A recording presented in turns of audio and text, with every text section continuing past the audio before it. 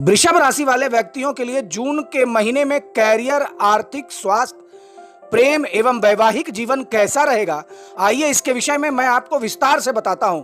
देखिए दर्शकों, यह मासिक राशिफल मैं आपके गोचर कुंडली में ग्रहों की स्थिति एवं नक्षत्रों के चाल के आधार पर बता रहा हूं। इस वीडियो के अंत में मैं कुछ आपको महा उपाय भी बताऊंगा, जिसे करके आप इस महीने को सुखद और भाग्यशाली बना सकते हैं। तो आइए सबसे पहले मैं आपको बता दूं कि आपके गोचर कुंडली में ग्रहों की आखिर स्थिति क्या है। शनिदेव आपके दसम भाव में विराजमान है, वहीं राहु मंगल के साथ 11वें भाव में बैठे हुए हैं। शुक्र, बृहस्पति, सूर्य और बुध आपके लग्न भाव में बैठे हैं और वहां से अपनी दृष्टि पूरी कुंडली पर डाल रहे हैं। केतु आपके पंचम भाव में बैठा है और ग्रहों की इसी स्थिति के आधार पर आइए मैं सबसे पहले आपको बताता हूं कि कैरियर के दृष्टिकोण से यह महीना कैसा रहेगा।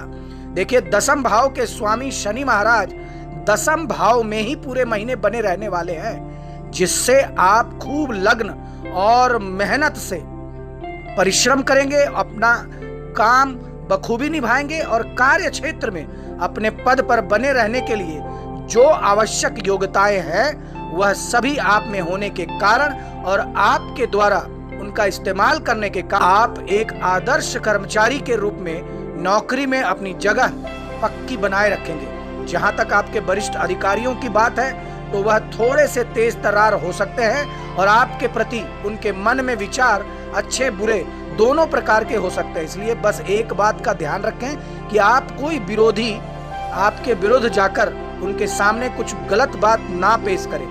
ऐसा होने पर तुरंत अपनी स्थिति उनके समक्ष स्पष्ट कर दें, अन्यथा इस महीने उसका कोई और मतलब निकल सकता है और आप परेशानी में पड़ सकते हैं। छठे भाव का स्वामी शुक्र महाराज प्रथम भाव में विराजमान रहने के कारण आपको कठिनाइयों के बाद सफलता मिलने के योग बनेंगे। कठिन परिश्रम ही आपकी सफलता की कुंजी होगी और अगर आप व्यापार करने वाले जातक हैं तो फिर आपको विदेशी संपर्कों का लाभ इस महीना मिल सकता है। सप्तम भाव के स्वामी मंगल महाराज द्वादश भाव में विराजमान रहेंगे, जिससे विदेशी व्यापार में बढ़ोतरी हो सकती है। आपको अपने क्रोध पर भी थोड़ा सा नियंत्रण रखना होगा और यदि आपके व्यावसायिक साझेदार किसी बात को लेकर क्रोध कर रहे हैं तो उन्हें समझाने और संभालने की कोशिश करें। व्यर्थ के विवाद से इस महीने दूर रहें, इसी से आपका कार्य क्षेत्र में आपकी उन्नति और व्यापार में भी आपकी उन्नति के राह आगे बढ़ेंगे। सूर्य, बृहस्पति, बुध और शुक्र ग्रह सप्तम भाव पर एक साथ दृष्टि डाल रहे हैं। इससे आप एक साथ कई निर्णय लेने में इस महीने सक्षम होंगे और आपके सभी निर्णय आपके लिए बेहतरीन नतीजे लेकर आएंगे। अब आइए मैं आपको बताता हूं कि आर्थिक दृष्टि से यह जून का महीना वृषभ राशि वाले व्यक्तियों के लिए कैसा रहेगा। देखिए, यह महीना आमदनी के लिए बहुत अच्छा रहने वाला है। एकादश भाव में राहु की उपस्थिति आपके लिए एक वरदान के समान है। आपकी आमदनी में बेतहाशा बढ़ोतरी होने के योग बनेंगे। आप जिस काम को करेंगे उस काम से ही आपको अच्छा धन लाभ प्राप्त होता दिख रहा है। हालांकि बस एक बात यह है कि मंगल महाराज द्वादश भाव में विराजमान रहेंगे, जो खर्चों को बनाए रखेंगे और उन पर शनिदेव की दृष्टि भी होगी। इसलिए खर्च कुछ बेवजह के हो सकते हैं, जिनके लिए आपको थोड़ा परेशान होना पड़ेगा, लेकिन आमदनी अच्छी ही रहेगी, जिससे आपको कोई बड़ी समस्या नहीं आएगी। सूर्य के 15 जून को मिथुन राशि में दूसरे भाव में जाने से और उससे पहले बुध के भी 14 जून को और शुक्र के 12 जून को दूसरे भाव में जाने से धन संचय करने में आपको सफलता मिल सकती है। आपका बैंक बैलेंस भी बढ़ेगा। संपत्ति के क्रय विक्रय से भी आपको लाभ हो सकता है और किसी तरह का निवेश करने से भी आपको धन लाभ हो सकता है। आप फिक्स डिपॉजिट स्कीम का लाभ उठा सकते हैं और इसमें अपना धन अच्छे से जमा करा सकते हैं। आपको आने वाले समय में उसका अच्छा लाभ मिल सकता है। शेयर बाजार में पैसा डालने के लिए समय बहुत अनुकूल नहीं है। सोच समझकर ही कदम बढ़ाएं। व्यापार में उन्नति होगी और जिससे आपकी आर्थिक स्थिति अच्छी होगी। अब आइए मैं आपको बताता हूं कि स्वास्थ्य के दृष्टिकोण से यह जून का महीना आपके लिए कैसा रहेगा।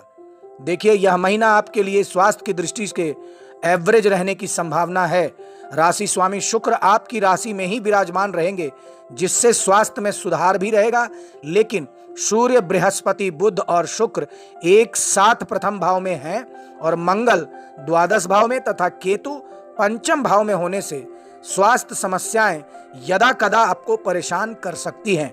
आपको किसी प्रकार की चोट लगने अथवा बुखार की समस्या हो सकती है, जो समय रहते और उचित इलाज से ठीक हो जाएगी। इसलिए आपको घबराने की आवश्यकता नहीं है। सूर्य, बुध, शुक्र ग्रह महीने के उत्तरार्ध में आपके द्वितीय भाव में रहेंगे, जिससे अपने खान पान में आप सुधार रखें और खान पान की आदतों पर ध्यान दें। अच्छी दिनचर्या का पालन करें, अन्यथा आपको कुछ समस्याएं का सामना करना पड़ सकता है। अब आइए मैं आपको बताता हूं कि आपका प्रेम और वैवाहिक जीवन यह जून के महीने में कैसा रहेगा।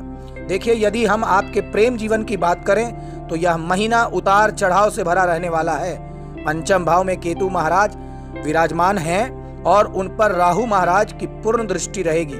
पंचम से अष्टम भाव में मंगल महाराज विराजमान रहेंगे, जिससे आप और आपके प्रियतम के बीच कहासुनी होने और आपसी सामंजस्य का अभाव होने की स्थिति पैदा हो सकती है।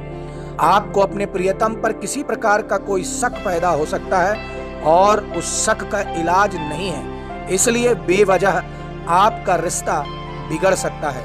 आपको चाहिए कि आप अपने प्रियतम पर पूरा भरोसा रखें, अपने पार्टनर पर पूरा भरोसा रखें और उनकी बातों को सुने, जाने कि उनके व्यवहार का क्या कारण है। इसी से आप अपने और उनके निकट बन सकते हैं।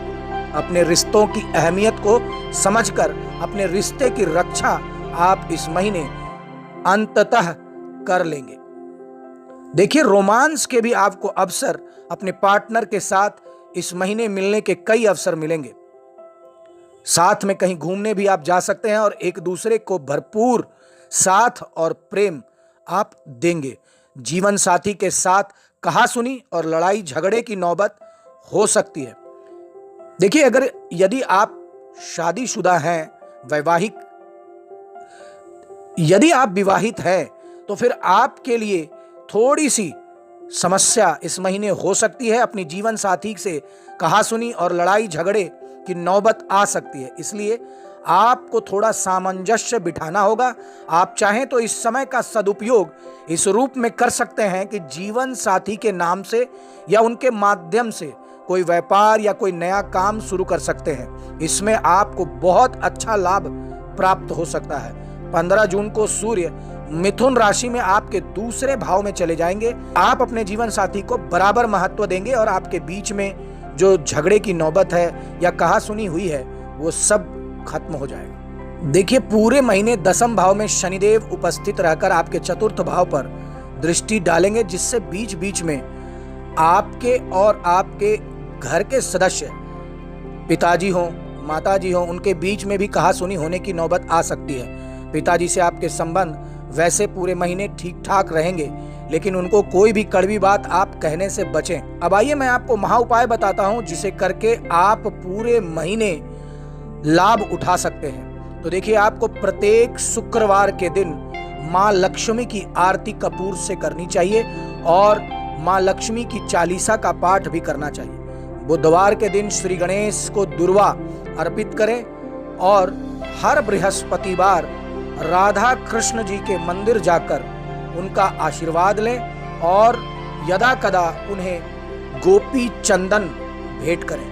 देखिए, किसी भी तीर्थ यात्रा पर एक बार आप अपने भाई और बहन के साथ अवश्य जाएं।